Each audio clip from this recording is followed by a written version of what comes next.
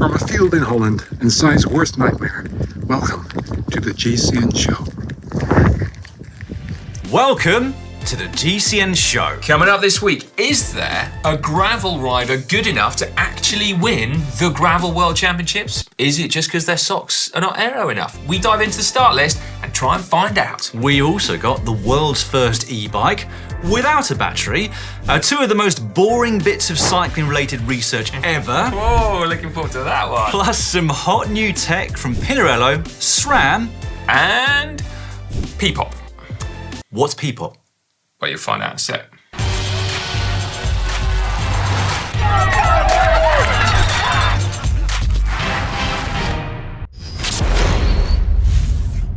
This week in the world of cycling, we learnt that Primož Roglič is moving teams. After 8 very successful years, he's decided it's time for a change of scene and the chance to be top dog at the Tour de France.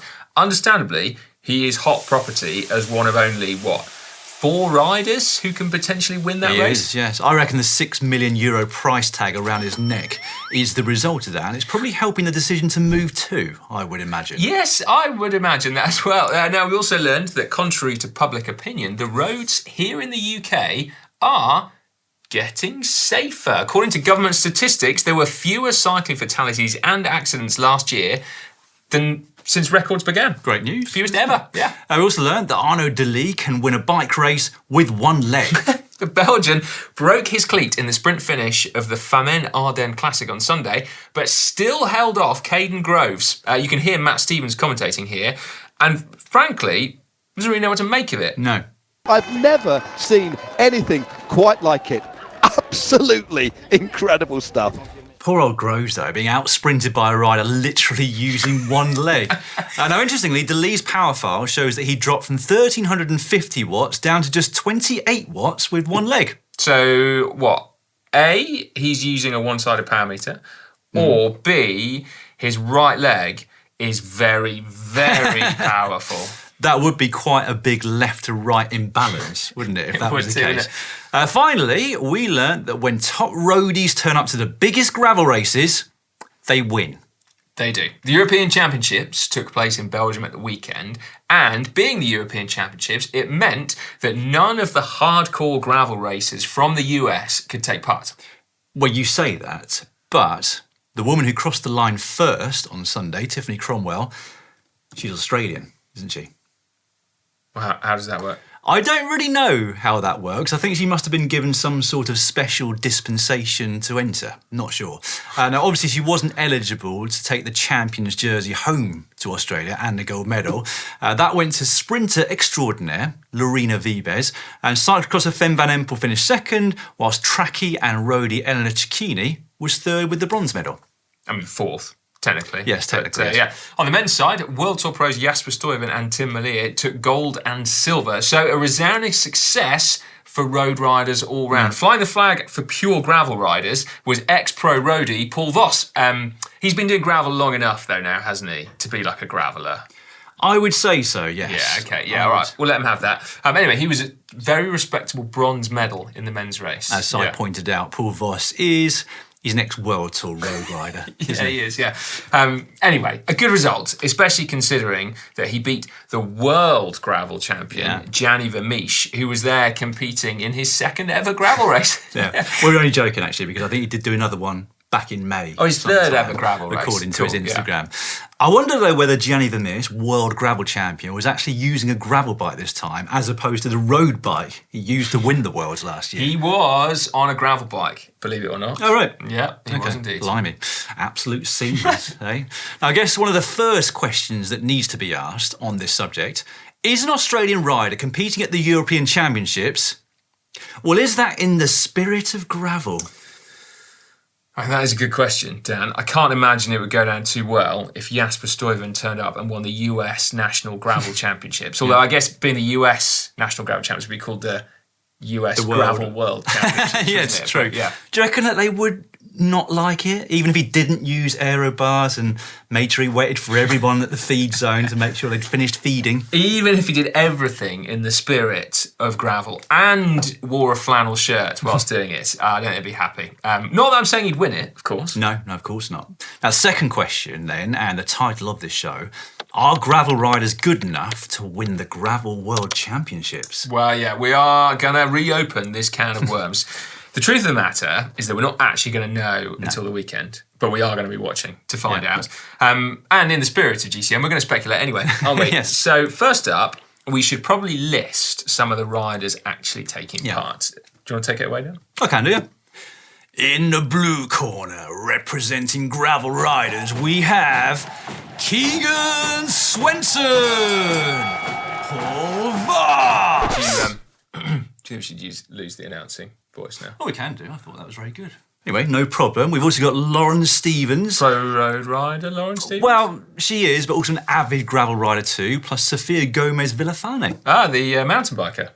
Ex-mountain biker, was she? Yeah, anyway, okay. I think we have to recognise that gravel racing is so new, there aren't going to be any riders, are there, who didn't start out doing something else in terms of another cycling discipline. So we're going to have to wait a few years to get the first ever pure gravel rider. Who's that going to be? Who is going to be the first ever pure gravel rider? Well, we don't know, do we? Someone's there. Somebody in the already, under-12s category now, isn't it? No, someone's out there now. Right, who else have we got? Anyway. Okay, representing Road. Mate, no, come on. I think you're embarrassing yourself. And me. Okay, all right, representing Road at the weekend, Wout van Aert, Connor Swift, Tiffany Cromwell, amongst others. Big well-known European, Tiffany Cromwell. Yeah, representing mountain biking, we have Pauline Ferrand-Prevot. And finally, representing OAPs, Annemiek van Vleuten and Alejandro Valverde. Who are both younger than you. They are not both younger than me. Are they not? No, Valverde is 3.5 months older than Is he I am. really? So, Because he looks a lot younger, frankly, doesn't he? Well, I don't agree, but either way, he had some work done, didn't he? Earlier on in his career to keep him looking younger and stronger. It's not all Has natural. that ever been proven, Dan? Well, he'd served a band, didn't he? He hasn't had a hair transplant yet, though, I notice. What's that got to do with things? You have? No, not a transplant. I haven't, no. Just for men? Yeah, that's the one. That's the one. I do remember that from lockdown, actually. Well, that was genuinely just tricks of the camera or me not being able to set up my camera during lockdown. Was it really? Yeah, anyway, quite a diverse start list, anyway. Back to the Gravel World Champs and not your hair dyeing. When it comes to the different disciplines of cycling, they're all represented, aren't they?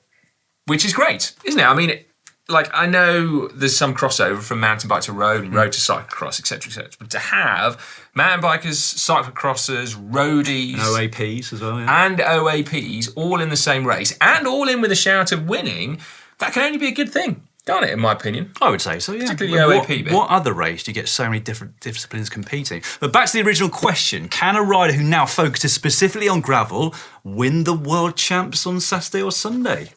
No. I mean, I would love to be proven wrong, because I think it'd be great, wouldn't it, for like Keegan Swenson or Sofia Gomez Villafane to win. I mean, that would be super cool, but frankly, I think a season of racing at the very top level on the road gives you a level of endurance and speed that can't be matched by training alone, especially in a race of that length, because this is not as long as Unbound or any of the big US gravel races.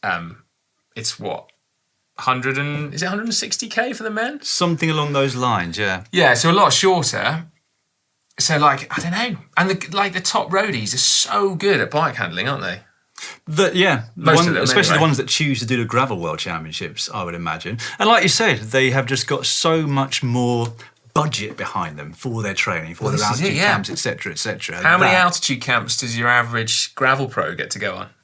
Probably not many. I bet they're drinking beer when they're on those altitude camps, because that's in the spirit of gravel. Yeah, Richard Pluger's never going to take them on, is he? No way. Drinking beer. I mean, can you imagine the gravel world if a gravel rider does win the World Championships? The gloating that would be going on, the "we told you so." Do you know what? I would love to see it.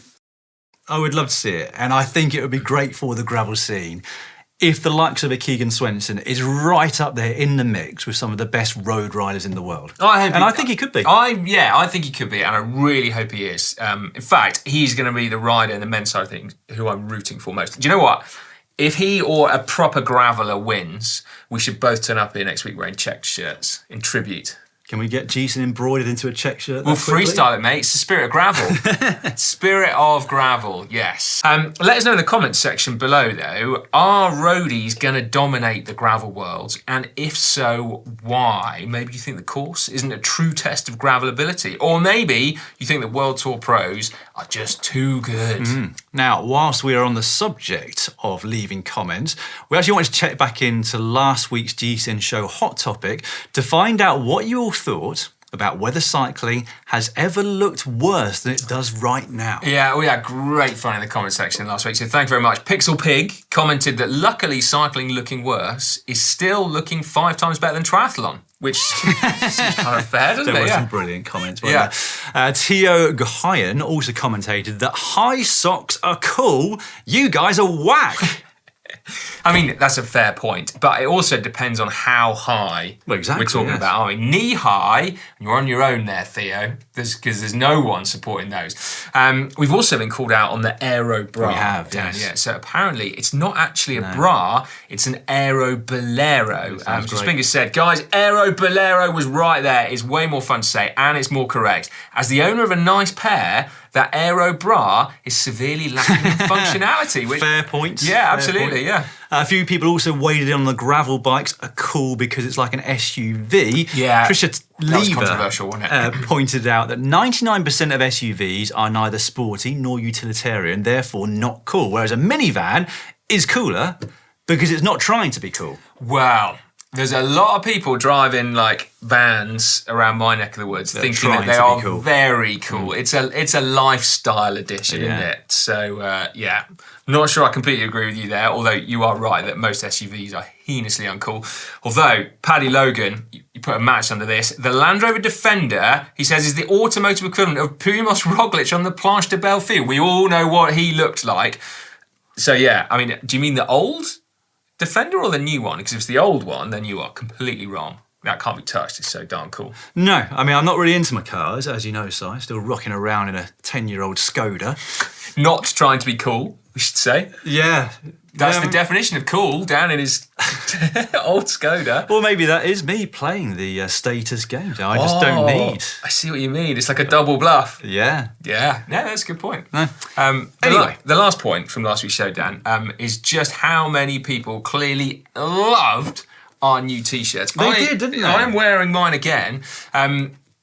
Yours was in the wash. I needed to wash guess. it because I wore it every day. I liked it so much and hadn't realised it was so dirty. It was very dirty. And to answer many of the questions in the comment sections, yes, they are indeed helmet. Like the POC ones, aren't they? Yeah. Anyway, show your allegiance to cycling. Wear one with pride. That's what I should say. Yeah. Available now in the GCN shop. Yep, shop.globalcyclingnetwork.com. Get them whilst they're still available. That's They're it. proving very popular. And now it's time for cycling shorts. Cycling shorts now, and first up, some interesting new tech from French brand Peepop. Who? Okay, Peepop, right? So this brand is the brainchild of electronics engineer Adrien Lelièvre. I think I've got that name right. Now, I think he is the first person to make an e-bike without a battery. I'm going to say that an e-bike without a battery sounds a little bit shit. Sorry. Well, yeah, it would be, except that he has replaced the batteries with supercapacitors. Now, full disclosure, I had to Google supercapacitor. Basically, it stores charge electrostatically rather than chemically. Well, that clears that one up then. It does, doesn't it? The important thing is that the bike charges itself as you ride along. So when you're braking, descending, etc., and then it stores that charge in its supercapacitor for a short period of short period of time. Hybrid cars have them, apparently, as like a second energy source to their batteries. And they're the bits that recharge on the go and then provide a little bit of extra juice when you need them. Anyway, Peepop say that in this case, it's enough juice to provide power to get you up 50 metres of vertical elevation. Wow, that's probably plenty, isn't it, for most city rides? I think so, imagine. yeah. If it catches on and works, it's going to be potentially a bit of a game changer, that really, isn't it? Batteries are expensive, have a finite shelf life, and while recyclable, are resource heavy. So doing without them Could be very, very good, couldn't it? Couldn't it? Yeah. And now moving on, we'll come back to that rare bit of good news coming out of the UK government last week. From the Department for Transport, they released their annual road statistics, and in it, accidents involving cyclists were down from 16,900 to 15,700, fatalities down from 100 to 91, which is the lowest since records began. Yeah, now despite the horrible fact that 91 people tragically lost their lives while cycling, it is positive news, isn't it? Again, what's particularly interesting though is that perception for many people that cycling is increasingly less safe rather than more safe. We've said it before, haven't we? But I do think it's because constant discourse on social media that fans the flames, and then because it's a hot topic, it gets picked up by the media as well. When actually, take away all that noise, we probably feel a lot better about the whole thing, wouldn't we? I think we would, yeah. There's a big case for that. Anyway, let's hope those figures will be even better next year, so fingers crossed. Now, speaking of next year, Mathieu van der Poel was interviewed for the Olympics website. Didn't know there was one, but there is. And on it, he was restating his ambition to win the Olympic mountain bike event next year, despite road racing being, and I quote, more and more important. I wonder if he'd still be able to go for the classics and the Tour de France as well as the Olympics in Paris. Perhaps not. I don't know. What do you think? I think there's enough separation from the classics, certainly. But he needs to race mountain bikes early season to get a good gridding. Oh, yes. So it's whether or not he can do well enough in mountain biking off the back of Paris-Roubaix. Well, lucky that he won San Remo and Roubaix this year. He just has to concentrate on Flanders anyway. Yeah, but the Tour de France might be a question. Speaking of Tour de France, though, our resident stat nerd, Killian Kelly, came across this slightly strange piece of research published in Sports Economics Review called Willingness to Pay for Hosting the Tour de France. Researchers use the contingent valuation method, apparently, to estimate the willingness to pay for hosting the Tour de France start 2022 in Denmark. You know that old contingent valuation method is one of my favourites. So apparently the Grand Depart cost each Danish household, they've worked out, €14.70. And people's willingness to pay a theoretical one-off tax of €14.70 in order to be able to host the Grand Depart again for 3 days depended on living close to the route, but not too close, that could cause disruption. So, Yeah. It's a very, very dense paper when you look at it, isn't it? I think I was in zone 4 just trying to read it. But there you go.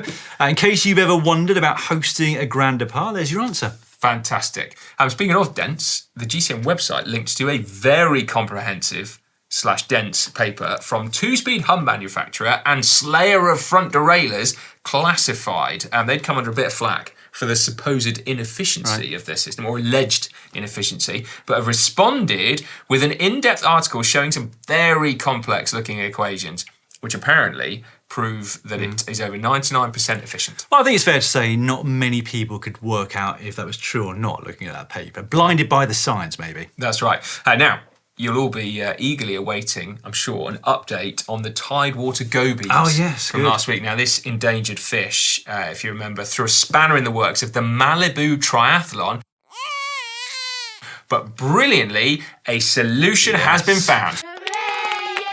The fish are still safely in their flooded tunnel, potentially wishing they were back in the ocean, but hey, who are we to say? And the city authorities have given permission to a last-minute course reroute in order to avoid them. Brilliant news. Thank you, Lamparker Gregory, for the update. Also, according to viewer Darren Hardy, this kind of thing has happened before. Yeah, it has. So the Bustleton Ironman cancelled the swim leg of that event due to male cowfish, also known as bull sharks. Now, I didn't realise you need to watch out for cows when swimming as well, which frankly means that I like the ocean even less than I did a moment ago, to be honest with you. But there we go.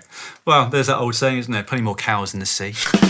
Right, a couple more bits of tech news for you. Pinarello have released a very cool new-looking Dogma X. It's the endurance version of the Dogma, clearance for 35mm tyres, and a very cool-looking X-brace where the seat stays meet the seat tube for increased compliance. It's got your name all over it, Dan. I would say so, yes. Absolutely. I would say so. Some e-mountain bike tech now, but that could well have repercussions for road e-bikers as well. SRAM have launched their first e-bike setup, should I say, and it's called the powertrain. Powertrain. I like that. Yeah, basically, as well as the motor from Rose, SRAM have gone to town creating automatic gears that will shift even when you're not pedalling. Nice. Now, caused a bit of controversy, inevitably, but veteran bike reviewer and all-round good egg, Guy Kestevan, absolutely raved about Really? this. Yeah, and that is endorsement enough for me, because he's legit, this guy. Anyway, I've got to say, it sounds amazing, even though it's not something that I remotely want or need. But I can see it being good news for a certain type of rider, you know? Yeah. I think it's cool. It's cool that it exists. You said legit twice or 3 times maybe during the show. Word of the day. Did you not get the memo? No, but is it still down with the kids saying legit? Well, Or not does it now. make it sound not ironic? now. It's word of the day.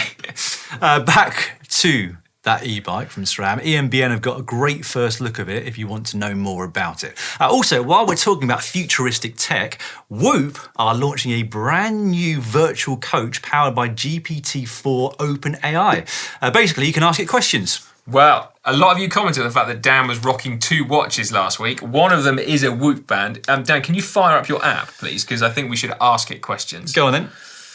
Well, first thing, I'd like it to tell you if you should give up drinking. Okay, let me give it a go. It's a fairly comprehensive answer, isn't it? It is, yes. So it says, Whoop can definitely support you in making informed decisions about your lifestyle habits. However, it's important to remember that Whoop is a tool for understanding how your behaviours impact your body's readiness to perform, not a substitute for professional medical advice. Yeah. If you've been logging alcohol consumption in your Whoop journal, I have. Have you? Yeah. Whoop can provide insights into how quite alcohol might be affecting your recovery, sleep, and strain. If you haven't been logging this behaviour, start doing so, and Whoop can begin providing personalised insights based on your data. Remember, moderation is key in most aspects of life. I'd argue that's a bit on the fence, that one, isn't it? Well, What about if you ask it if you should do chin-ups? hold on a sec. Should I be doing 12 chin-ups with good form? No, should I be doing chin-ups? Right, here we go. I like the fact that it says, what's on your mind today? Should I Chin-ups do can be a chin-ups? great addition to your workout routine as they target multiple muscle groups. Specifically, I've lost it, give me a sec. Specifically, your biceps and back muscles. However, Whoop doesn't have specific strain data for chin-ups, but don't worry, you can still do them and log the activity in your Whoop app. It goes on a bit longer than that, but I shall continue doing them regardless. So, drink in moderation and do chin-ups. Yeah, I mean, this AI stuff is legit. It's isn't it? totally legit. Yeah, right. Should we move on? Yeah. Last, for cycling shorts, road cycling bid farewell to Peter Sagan, didn't it, at the weekend? Yep, last race on the road at least. So 3-time world champion, winner of 7 green jerseys, 12 Tour de France stages, a Paris-Roubaix and a Tour of Flanders. He rode his last race on Sunday, the Tour of Vendée in France. And it was almost a fairy tale ending, wasn't it? He finished 9th, which is actually pretty good for him these days, isn't it, really? And while you got to say he has very much faded from the spotlight in recent seasons, we should remember him as an absolute hitter, shouldn't we? He was legit. He was legit, wasn't he? And for a time, we just loved talking about him and his antics and how cool his riding was. I mean, it has been quite sad to watch him over the last couple of seasons because it's clear to me that at his age, he clearly doesn't want it as much as he used to, and therefore he's faded. But we need to remember how much he's done for this sport. You know, the reason he earned so much money beyond the results he was getting was because he brought a broader audience in. Yeah. Kids loved Peter Sagan because he could wheelie, because he could do skills, and because he won a lot of bike races, but it was more than just the results. Absolutely. So Peter Sagan, we salute you, and we look forward to watching you in mountain biking next season. Hack / Bodge of the week now. We'll crack straight on with it with this one from Bundy Jack. Win-win. Time pedal spring broke. Came out with 30k done of a 110k ride. Oh no. A stop for an ice block and a paddle pop fix that got me home. This is inspired. So It's genius, not The just bottom of inspired. the time pedal is, I'm assuming, like a carbon leaf spring, and it's been replaced with 2 halves of a lollipop stick. A lollipop stick, yeah, which is amazing. What an incredible hack! Like genuinely the definition of a roadside hack. So Bundy Jack, you are a clever person indeed. And well, it's a hack from me. It's a hack from me as well, definitely. I could have been sat there for years and never thought about doing something like that. Well, you'd have just turned around and gone home. I again, could wouldn't have you? walked the remaining 80 kilometres before anything like that would have come to my No, mind. you'd have been smart enough to turn around and go home. Yeah. You'd at least have done 30 kilometres. But anyway, 87% of you lot thought that was a hack as well. Unsurprisingly. So absolutely brilliant. Now, we're off to a good start. Larry, you might be letting the side down. Well, yeah, we were off to a good start, weren't we? Yes. Protecting trainer handlebar tape. So I cover the handlebars with plastic wrap for sweat protection when indoor training. It's cheap and easy. I replace the plastic once a week and I still cover the bars with a towel when training. Now this looks revolting. I mean, technically it's a good idea, right? If you don't want to get sweaty bar tape, but there's just something rank about that. There's got to be a neater and better solution than that, hasn't there? Don't use cork tape or foam tape. Use It like rubbery absorbs, stuff. yeah. Then it just wipes off. Yeah? Or just take your tape off. Yeah.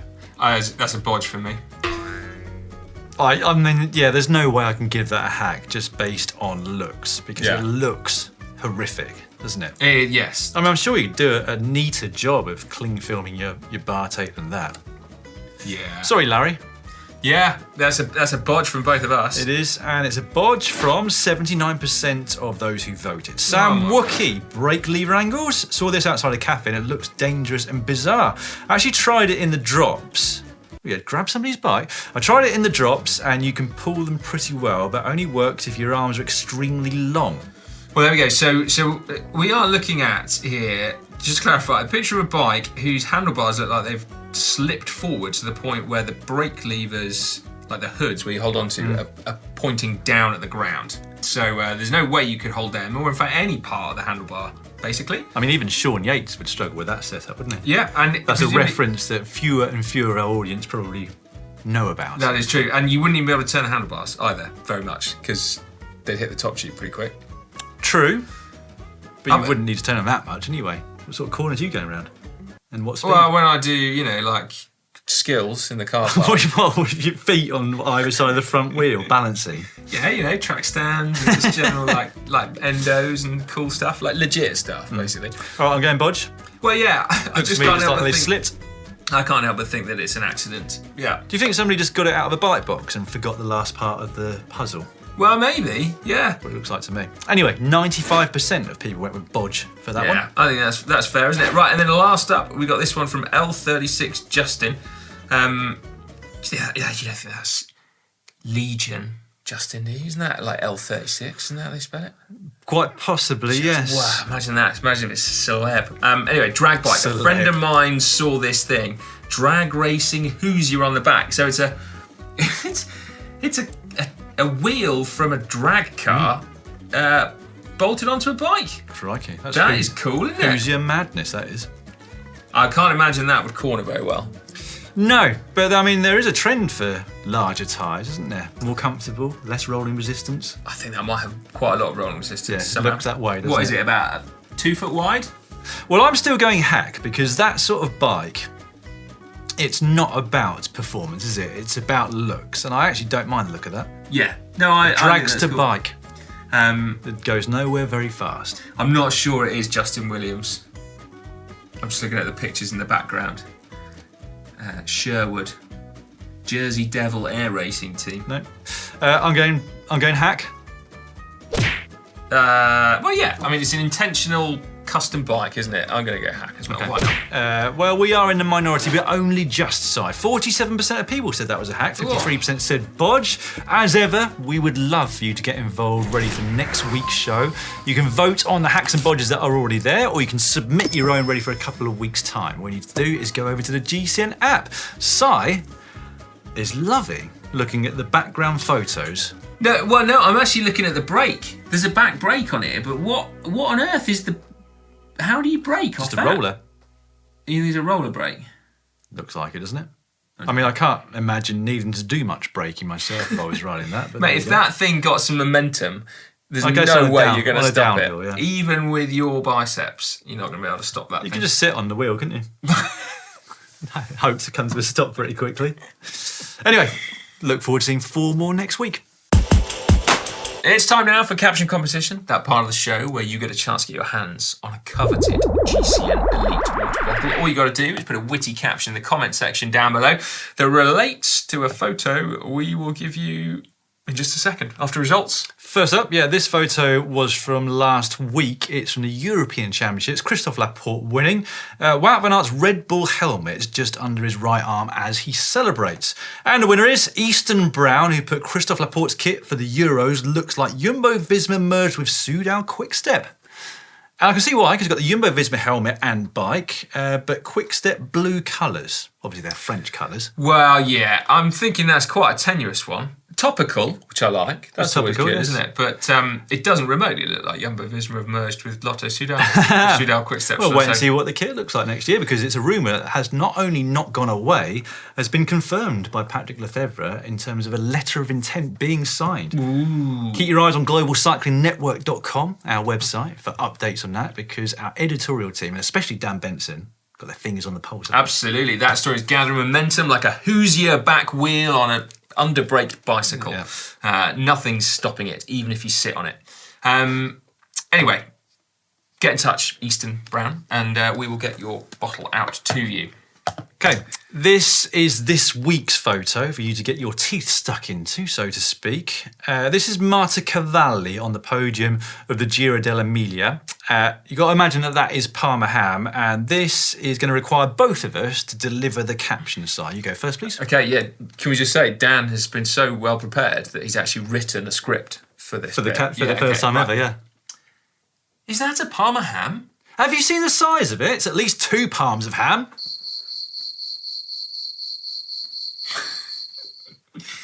I'm laughing because I can't believe you went to the effort of writing that down. Before I forgot such a genius caption. Yeah. Anyway, it might be mortadella anyway. We do think it's but it would have mortadella. ruined my caption, so if I hadn't already ruined it myself. by I'm making it up. sure someone wittier can think of a caption with mortadella. Go on then, there's your challenge. Yeah. Won't necessarily be that one that wins, so if you've got another one, please leave it in the comment section down below. That's right. Anything around mortadella, we'd like to see.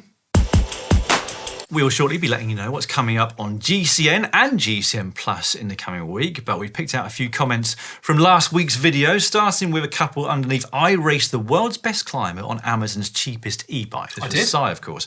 Ian Tucker, 4070, put, what's amazing for someone at Andrew's level is how after going hard on the 25% section, he can recover so quickly from that to go flat out on the 3% climb and finish. Absolutely awesome. It's not his first rodeo, is it? It's not. And also, we should say that he absolutely had to win that, because if he'd been beaten, I mean, he wouldn't have lived it down. No. There I was in a hoodie and flat pedals.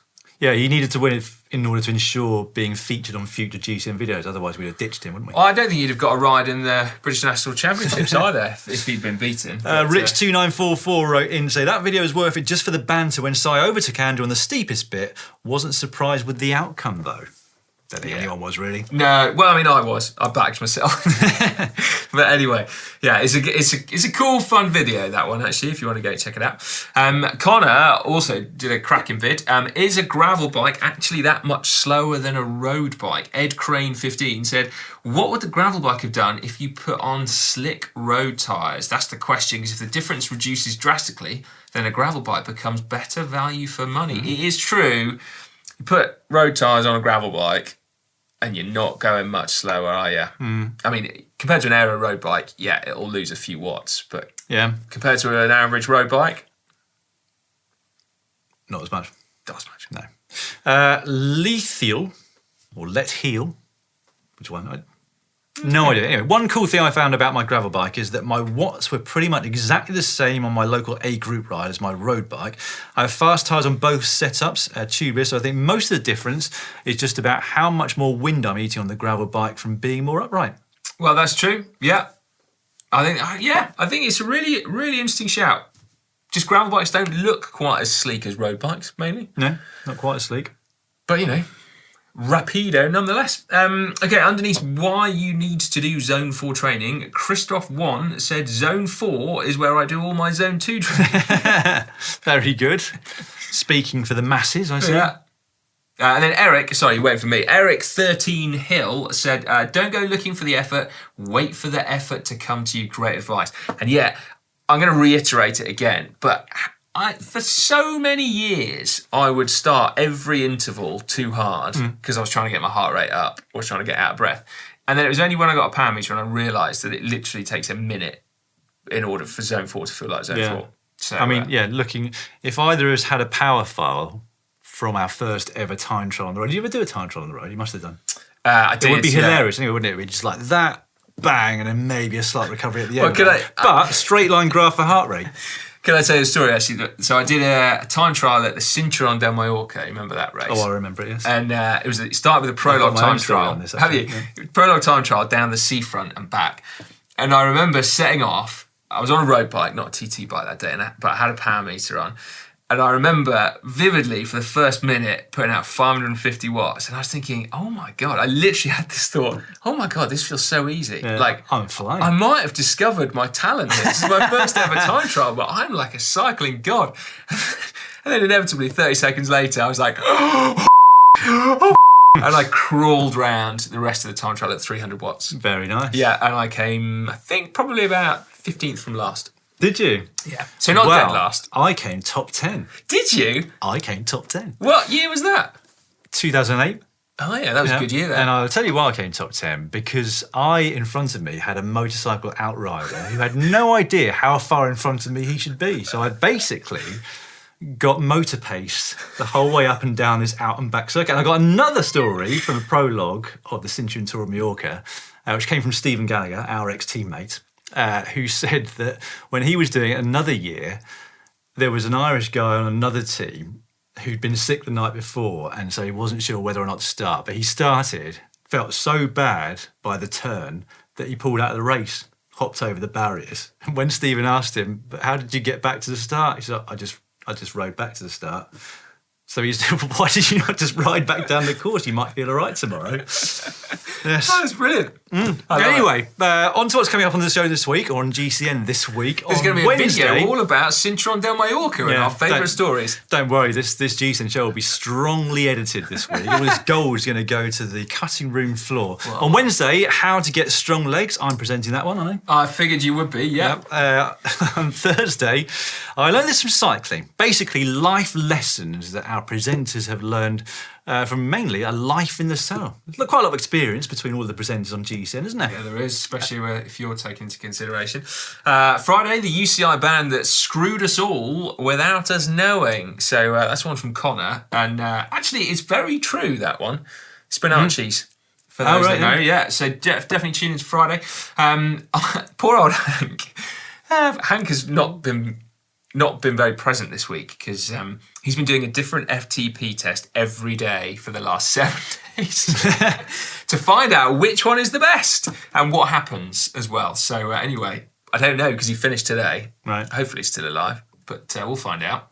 I mean, I'd imagine that the answer to that question is going to be whatever one came first. I know, but there's some funky FTP tests when you start looking. He's pulled out some weird ones. And then on Sunday, Connor has had a little go at cyclocross. So anyone who watched Connor's video where he rode gravel across London, the woman that he rode across with, Amy, rinsed him for his bike handling ability. So she has taken him out to a cyclocross course and put him through his pace.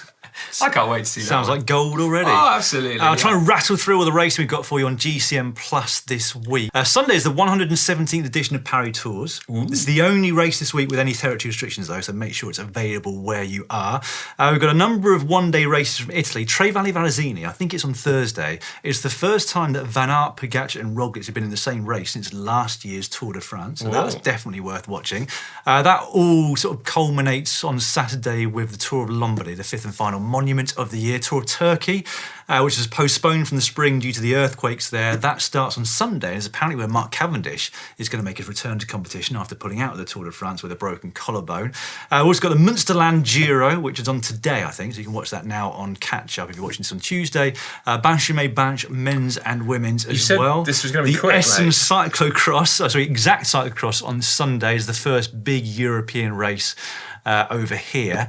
And we've got the final round of the UCI Mountain Bike World Series from Mont Sainte Anne in Canada. We do indeed. I saw Pidcock was out there at Snowshoe. Presumably he's not going to do Gravel Worlds then. Presumably he's going to be he's at at Snowshoe, I believe, yes. Oh, well. There goes my tip. But yeah, there we go. There is a lot to tune into. Plus, you have to watch the GCN Plus documentary that launches this week. You'll have seen, I'm sure, Connor's attempt at Unbound that came out on GCN earlier this year. So there is a documentary that is...